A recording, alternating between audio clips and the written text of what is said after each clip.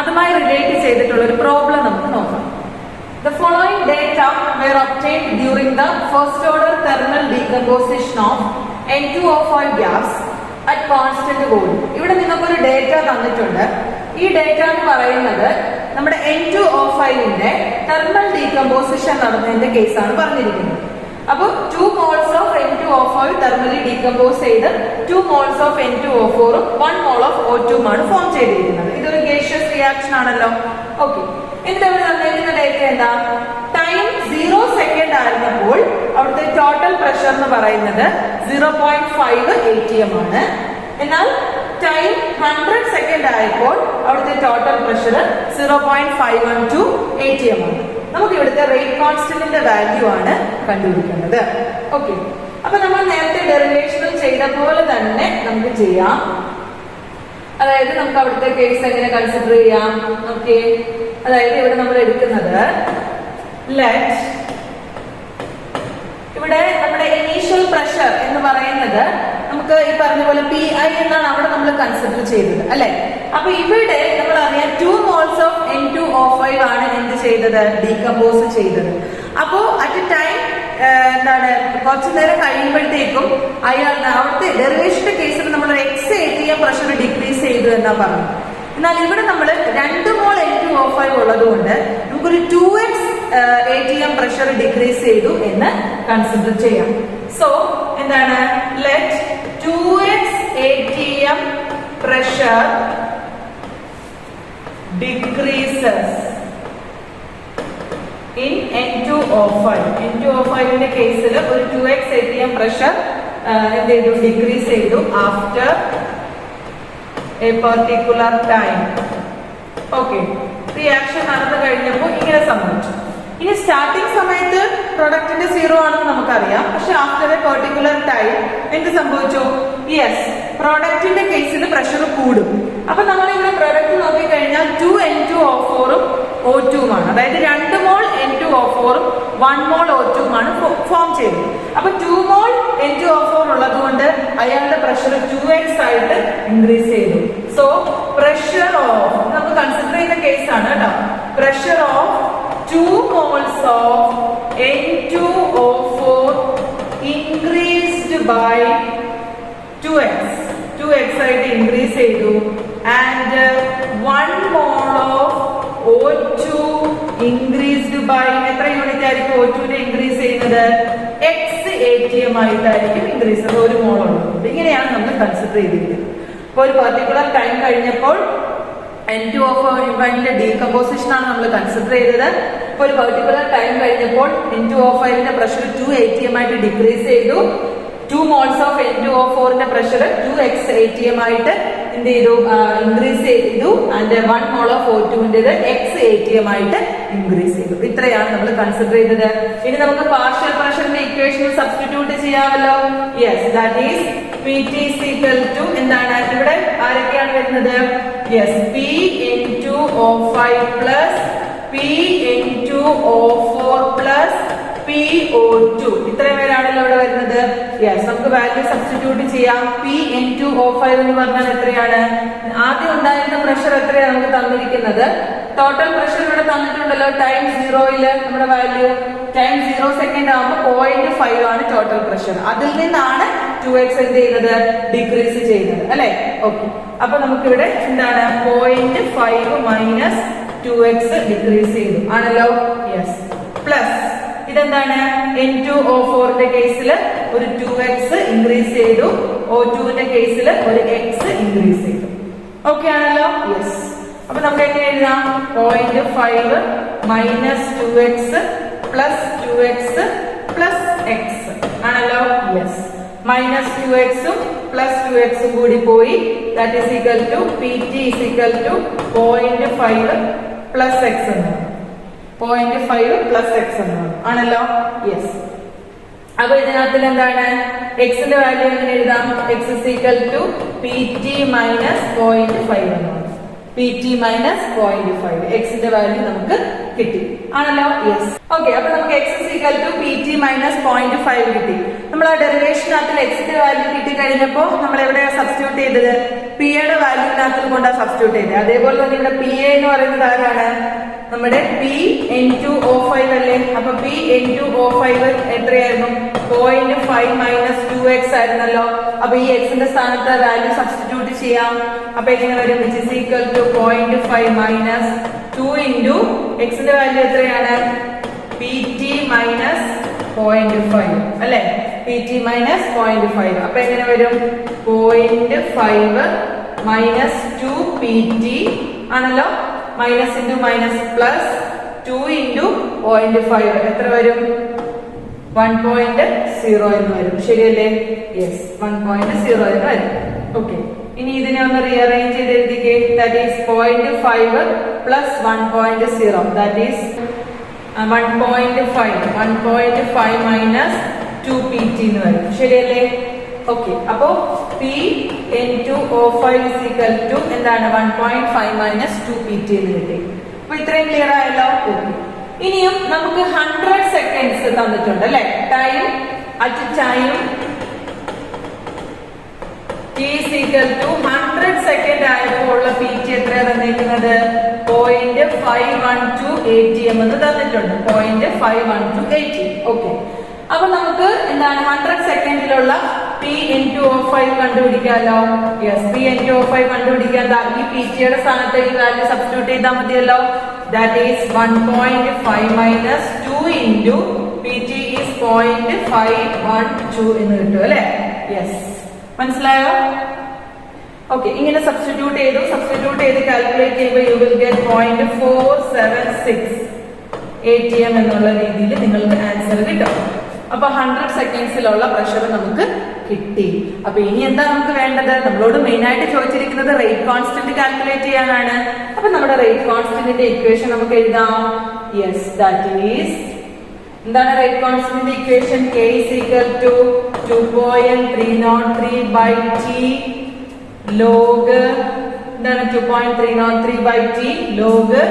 Yes, ഇവിടെ എന്താണ്? P I by P A എന്നാ പറഞ്ഞത് അല്ലെ? P I by P A എന്നാ പറഞ്ഞു ആണല്ലോ. യെസ്, അപ്പൊ ഇവിടെ പി എ എന്ന് പറയുന്നത് ആരാണ്? പി N2 O5 ആണല്ലോ. യെസ്, അപ്പൊ നമ്മൾ വാല്യൂ സബ്സ്റ്റിറ്റ്യൂട്ട് ചെയ്യുന്നു.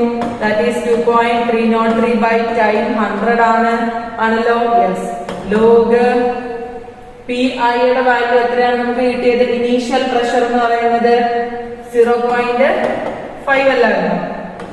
ഡിവൈഡഡ് ബൈ ഇത് പി N2 O5 എന്ന് പറയുന്നത് നമുക്ക് എത്ര കിട്ടി? 0.476 കിട്ടി. ശരിയല്ലേ? യെസ്, അപ്പോ ഇത് നിങ്ങൾ സബ്സ്റ്റിറ്റ്യൂട്ട് ചെയ്യുമ്പോൾ നിങ്ങൾ ലോഗ് എടുക്കുക. ഓക്കെ, ഇവിടെ നിങ്ങൾ ലോഗ് ഒക്കെ എടുക്കും. അപ്പോ 2.303 by 100 ഇൻറ്റു ഈ ഒരു വാല്യൂ നിങ്ങൾ കാൽക്കുലേറ്റ് ചെയ്ത് കണ്ടുപിടിക്കുക. That is 0.0216. ഓക്കെ, ഇത് മൾട്ടിപ്ലൈ ചെയ്യുമ്പോൾ you will get the final answer 4.98 into 10⁻⁻⁴ (10⁻⁻1) കിട്ടും. ചെയ്ത് നോക്കുക ഈ വാല്യൂ കിട്ടുന്നുണ്ടോ എന്നുള്ളത്. മനസ്സിലായോ? അങ്ങനെ നമ്മൾ റേറ്റ് കോൺസ്റ്റന്റിന്റെ വാല്യൂ കണ്ടുപിടിച്ചു. ക്ലിയർ ആയോ? അപ്പൊ നമ്മൾ ഗേഷ്യസ് റിയാക്ഷന്റെ കേസിൽ എങ്ങനെയാണോ ഇന്റഗ്രേറ്റഡ് റേറ്റ് ഇക്വേഷൻ ഡിറൈവ് ചെയ്തത് അതേ പാറ്റേണിൽ തന്നെയാണ് നമ്മൾ ഈ പ്രോബ്ലം ചെയ്തിരിക്കുന്നത്. ഓക്കെ, സോ ഇന്റഗ്രേറ്റഡ് റേറ്റ് ഇക്വേഷനുമായിട്ട് റിലേറ്റ് ചെയ്ത മറ്റൊരു പ്രോബ്ലം ആണ് ഇവിടെ കൊടുത്തിരിക്കുന്നത്. That is rate constant for a first order reaction is 60 (10⁻⁻1). How much time will it take to reduce the initial concentration of the reactant to its 1/16th value? Value ആണ് 1/16th value. നമ്മുടെ question എന്ന് പറയുന്നത് ഒരു first order reaction rate കോൺസ്റ്റന്റിന്റെ value ആണ് 60 (10⁻⁻1) തന്നിരിക്കുന്നത്. So നമ്മളോട് ചോദിച്ചിരിക്കുന്നത് ഹൗ മച്ച് ടൈം കാൽക്കുലേറ്റ് ചെയ്യാനാണ്. എന്തിനു വേണ്ടി? To reduce the initial concentration of the reactant. റിയാക്ടന്റിന്റെ ഇനീഷ്യൽ കോൺസെൻട്രേഷൻ അതിന്റെ 1/16th വാല്യൂ ആയിട്ട് മാറാൻ എടുക്കുന്ന ടൈം എത്രയാണ് എന്നുള്ളതാണ് നമ്മുടെ question. So we know the integrated rate equation for a first order reaction. അല്ലെ, first order reaction integrated rate equation എന്ന് പറഞ്ഞാൽ ഏതാണ്?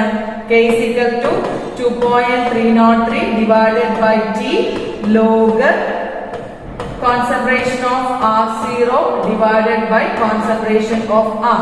ഇതാണ് ഫസ്റ്റ് ഓർഡർ റിയാക്ഷന്റെ റേറ്റ് ഇക്വേഷൻ എന്ന് പറയുന്നത് ആണല്ലോ. ഓക്കെ, അപ്പൊ നമ്മുടെ ക്വസ്റ്റ്യൻ ഇനീഷ്യൽ കോൺസെൻട്രേഷൻ അതിന്റെ 1/16 വാല്യൂ ആയിട്ട് റെഡ്യൂസ് ചെയ്യുമ്പോൾ ഉള്ള റേറ്റ് കോൺസ്റ്റന്റിന്റെ വാല്യൂ നമുക്ക് കാൽക്കുലേറ്റ് ചെയ്യണം. That is K is equal to, അപ്പൊ ഇതിനകത്തില് നമുക്ക് എന്താണ് ഇനീഷ്യൽ കോൺസെൻട്രേഷൻ 1/16 ആയിട്ട് റെഡ്യൂസ് ചെയ്യുന്നു. അപ്പോ ഇനീഷ്യൽ കോൺസെൻട്രേഷൻ R0 into 1/16 എന്ന് കൊടുക്കാം. അപ്പോ കോൺസെൻട്രേഷൻ ഓഫ് R പകരം നമുക്ക് ഈ വാല്യൂ സബ്സ്റ്റിറ്റ്യൂട്ട് ചെയ്താൽ ഈ ഇക്വേഷൻ എങ്ങനെ മാറും? K is equal to 2.303 by T log R0 divided by R ന് പകരം നമ്മൾ എന്താ കൊടുക്കുന്നത്? കോൺസെൻട്രേഷൻ ഓഫ് R0 into 1/16 എന്ന് കൊടുക്കാം. 1/16 എന്ന് കൊടുക്കാം. ഓക്കെ, ഇനി നമുക്ക് ഇതിനകത്തുനിന്ന് T യുടെ വാല്യൂ ആണ് കാൽക്കുലേറ്റ് ചെയ്യേണ്ടത്. That is T is equal to 2.303. അപ്പൊ K ഇങ്ങോട്ടേക്ക് വരും ഡിവൈഡഡ് ബൈ K log, ഇവിടെ R0 ക്യാൻസൽ ആവും, log 16 എന്ന് നമുക്ക് വരും. ഓക്കെ, ഇനി ഇതിനകത്തില് റേറ്റ് കോൺസ്റ്റന്റിന്റെ വാല്യൂ നിങ്ങൾക്ക് 60 എന്ന് തന്നിട്ടുണ്ട്. അപ്പൊ നമുക്ക് സബ്സ്റ്റിറ്റ്യൂട്ട് ചെയ്യാം. That is 2.303 divided by 60 log 16 എന്ന് വരും. ഓക്കെ, സോ ഇത് നിങ്ങൾ കാൽക്കുലേറ്റ് ചെയ്യുക. ഫസ്റ്റ് log 16 വാല്യൂ എടുത്തിട്ട് മൾട്ടിപ്ലൈ ചെയ്യുക. So we get the answer as 0.046 second. Time ആയതുകൊണ്ട് നമുക്ക് സെക്കൻഡിലാണ് ആൻസർ കിട്ടുന്നത്. അപ്പൊ ഈ രീതിയിൽ ഇന്റഗ്രേറ്റഡ് റേറ്റ് ഇക്വേഷൻ യൂസ് ചെയ്തിട്ട് ടൈമും റേറ്റ് കോൺസ്റ്റന്റും ഒക്കെ കാൽക്കുലേറ്റ് ചെയ്യാനുള്ള പ്രോബ്ലംസ് ഉണ്ട്. സോ നമുക്ക് ഒരു പ്രോബ്ലം കൂടെ ചെയ്തിട്ട് ഈ ഒരു പാർട്ട് നമുക്ക് അവസാനിപ്പിക്കാം. Here is the problem.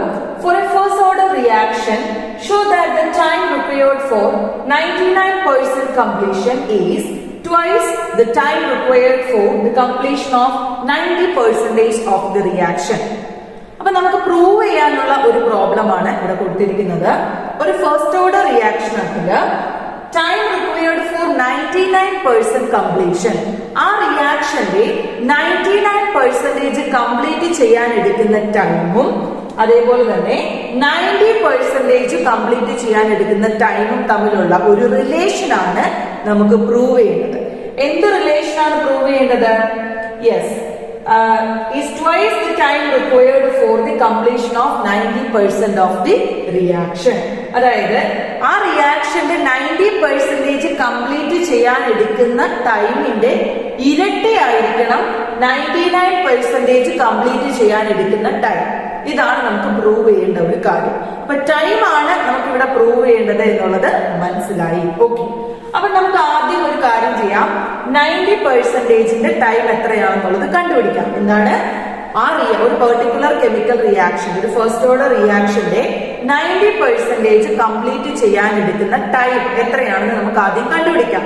എന്നിട്ട് രണ്ടാമത് അതിന്റെ 99% കംപ്ലീറ്റ് ചെയ്യാൻ എടുക്കുന്ന ടൈം എത്രയാണെന്ന് നമുക്ക് കണ്ടുപിടിക്കാം. എന്നിട്ട് അവർ തമ്മിൽ ഈ പറഞ്ഞ റിലേഷൻ വരുമോ എന്നത് നമുക്ക് ചെക്ക് ചെയ്ത് നോക്കാം. ഓക്കെ, സോ നമ്മള് ഫസ്റ്റ് ഓർഡർ റിയാക്ഷന്റെ ഇന്റഗ്രേറ്റഡ് റേറ്റ് ഇക്വേഷൻ നമുക്കറിയാം. എന്താണ്?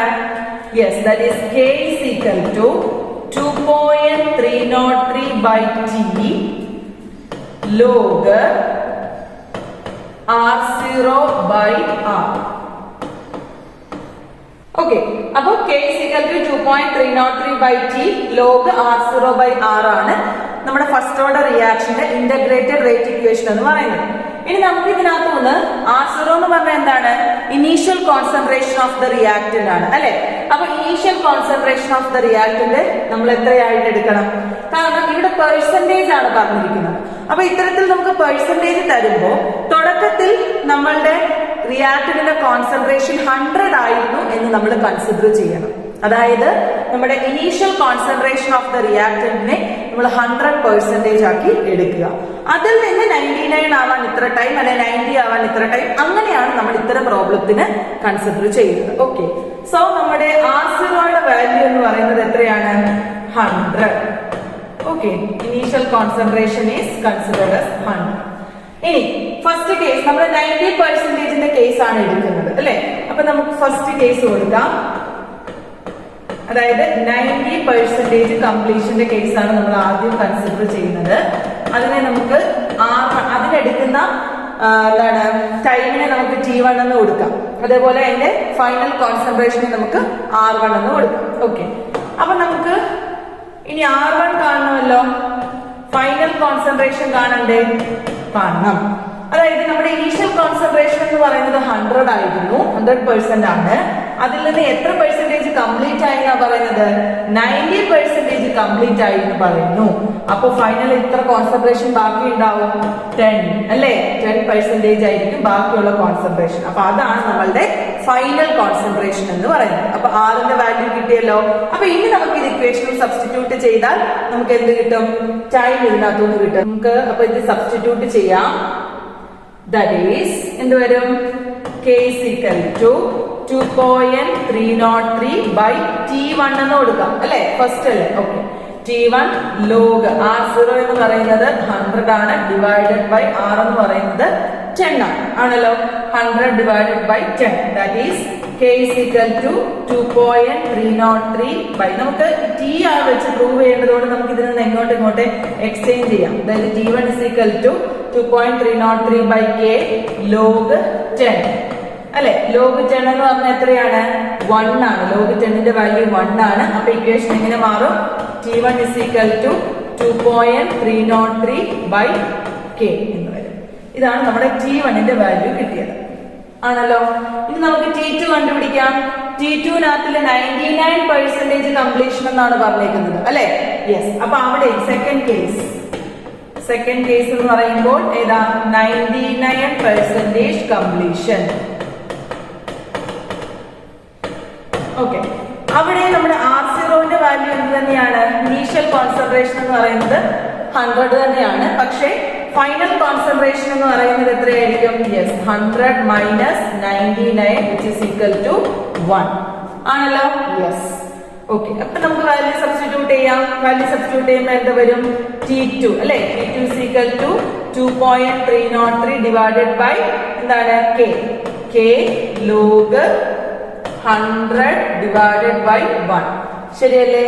യെസ്. log 100 by 1 എന്ന് പറഞ്ഞു കഴിഞ്ഞാൽ എത്ര തന്നെയാണ്? log 100 തന്നെയാണല്ലോ? യെസ്. നമുക്ക് ഇതിലൊന്ന് മാറ്റി എഴുതാം. That is 2.303 by K log 100നെ ഞാൻ 10 സ്ക്വയർ എന്ന് കൊടുക്കുന്നു. കുഴപ്പമില്ലല്ലോ, നമുക്ക് പ്രൂവ് ചെയ്യണം. അപ്പൊ അതിന്റെ കൺവീനിയൻസിനനുസരിച്ച് നമുക്ക് ഇക്വേഷനെ ഒന്ന് മാറ്റി എഴുതാം.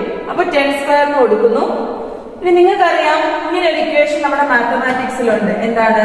log x raised to n is equal to n log x. ഇങ്ങനെ ഒരു equation മാത്തമാറ്റിക്സിലുണ്ട്. log x raised to n is equal to n log x. അപ്പൊ ഇത് നോക്കിക്കേ, log x raised to n ഫോമിലല്ലേ കിടക്കുന്നത്? യെസ്. അപ്പൊ അതിനെ നമുക്ക് n log x എന്ന രീതിയിലേക്ക് മാറ്റി എഴുതാം. യെസ്. അപ്പൊ എങ്ങനെ വരും? which is equal to 2.303 by K. Yes. ഇതിനെങ്ങനെ മാറ്റി എഴുതും? ഇവിടുത്തെ n എന്ന് പറയുന്നത് 2 ആണ്, log x എന്ന് പറയുന്നത് 10 ആണ് അല്ലെ? 2 log 10 എന്ന് വന്നു. ഇനി നമുക്കറിയാം log 10ന്റെ വാല്യൂ എത്രയാണ്? 1 ആണെന്നറിയാം. അപ്പൊ ഞാൻ ഈ 2നെ ഇങ്ങ് ഫ്രണ്ടിലോട്ട് എഴുതുന്നു. 2 into 2.303 by K log 10 1 ആയിപ്പോ. ആണല്ലോ? ഇതാണ് നമ്മുടെ T2 എന്ന് പറയുന്നത്. ആണല്ലോ? ഇനി നിങ്ങൾ നോക്കിക്കേ, 2.303 by K എന്ന് പറയുന്നത് ആരാണ്? 2.303 by K എന്ന് പറയുന്നത് ആരാണ്? T1 ആണ്. അപ്പൊ ഇയാളുടെ സ്ഥാനത്ത് നമുക്ക് എന്ത് കൊടുക്കാം? T1 എന്ന് കൊടുക്കാമല്ലോ? യെസ്. അപ്പൊ എങ്ങനെ വരും? ഇക്വേഷൻ മാറുന്നത് എങ്ങനെയാണ്? T2 is equal to 2 into T1. നമ്മൾ പ്രൂവ് ചെയ്തോ? നമ്മളോട് ചോദിച്ച എന്തായിരുന്നു? യെസ്, 90% കംപ്ലീഷൻ എടുക്കുന്ന ടൈം എന്ന് പറയുന്നത് അതിന്റെ ഡബിൾ ആയിരിക്കണം 99% എടുക്കുന്നത് എന്നാണ്. അപ്പൊ 99%ന്റെ ടൈമാണ് T2 ആണല്ലോ. അപ്പൊ T1ന്റെ ഡബിൾ ആണ് T2 എന്ന് നമ്മൾ പ്രൂവ് ചെയ്തില്ലേ? യെസ്. അപ്പൊ പ്രൂവ് ചെയ്ത രീതി മനസ്സിലായില്ലേ? വളരെ സിമ്പിൾ ആയിട്ടുള്ള ഒരു പ്രോബ്ലം ആണ്. പക്ഷെ നമ്മൾ അതിനെ അപ്രോച്ച് ചെയ്യുന്ന രീതിയിൽ അനുസരിച്ചിരിക്കും നമുക്കത് ചെയ്യാനുള്ള ഒരു ഈസി എന്ന് പറയുന്നത് കേട്ടോ. സിമ്പിൾ ആയിട്ടുള്ളതായിരുന്നു. അപ്പൊ നിങ്ങൾ ഇങ്ങനെ പെർസെന്റേജ് വരുന്ന കേസിൽ നിങ്ങൾ ഈ രീതിയിലാണ് ചെയ്യേണ്ടത്. നമ്മൾ എന്താണ് ഇനീഷ്യൽ കോൺസെൻട്രേഷനെ 100 ആയിട്ട് കൺസിഡർ ചെയ്ത് അവിടെ നിന്നാണ് നമ്മൾ ഫൈനൽ കണ്ടുപിടിച്ചിട്ട് ഇന്റഗ്രേറ്റഡ് റേറ്റ് ഇക്വേഷനെ സബ്സ്റ്റിറ്റ്യൂട്ട് ചെയ്ത് കണ്ടുപിടിക്കണം, പ്രൂവ് ചെയ്യണം. അപ്പൊ ഇതുകൊണ്ടാണ് ഇത്തരം പ്രോബ്ലംസ് വരുന്നത് കൊണ്ടാണ് integrated rate equation by heart ചെയ്ത് വെക്കണം എന്ന് പറയുന്നത്. ഓക്കെ ആണല്ലോ? സോ ഇത്രയുമാണ് നമ്മളുടെ ഇന്നത്തെ പാർട്ട് എന്ന് പറയുന്നത്. അപ്പൊ ഇന്നത്തേല് നമ്മൾ എന്തൊക്കെ കാര്യങ്ങളാണ് ഡിസ്കസ് ചെയ്തത്? യെസ്, നമ്മൾ ഇന്റഗ്രേറ്റഡ് റേറ്റ് ഇക്വേഷൻ ആണ് ഇന്നത്തേല് നമ്മൾ മെയിൻ ആയിട്ടും ഡിസ്കസ് ചെയ്തത്. അതില് എന്താണ് സീറോ ഓർഡർ റിയാക്ഷന്റെയും ഫസ്റ്റ് ഓർഡർ റിയാക്ഷന്റെയും ഇന്റഗ്രേറ്റഡ് റേറ്റ് ഇക്വേഷന്റെ ഡെറിവേഷനും ആണ് നിങ്ങൾക്ക് പഠിക്കാനുള്ളത്. അതിന്റെ റിലേറ്റഡ് ആയിട്ടുള്ള പ്രോബ്ലംസ് നമ്മൾ ചെയ്തു. അതേപോലെ തന്നെ ഗേഷ്യസ് റിയാക്ഷന്റെ ഇന്റഗ്രേറ്റഡ് റേറ്റ് ഇക്വേഷൻ നമ്മൾ ഡിസ്കസ് ചെയ്തു അല്ലെ. അപ്പൊ അതിന്റെ റിലേറ്റഡ് ആയിട്ടുള്ള പ്രോബ്ലംസും ആണ് നമ്മൾ ഇന്നത്തെ ക്ലാസ്സിൽ ഡിസ്കസ് ചെയ്തത്. വളരെ ഇമ്പോർട്ടന്റ് ആണ് ഈ ഒരു പോർഷൻ എന്ന് പറയുന്നത്. ഓക്കെ, സോ നെക്സ്റ്റ് ഡേയിൽ ഇതിന്റെ റിമൈനിങ് പോർഷനുമായിട്ട് നമുക്ക് കാണാം. Okay, thank you.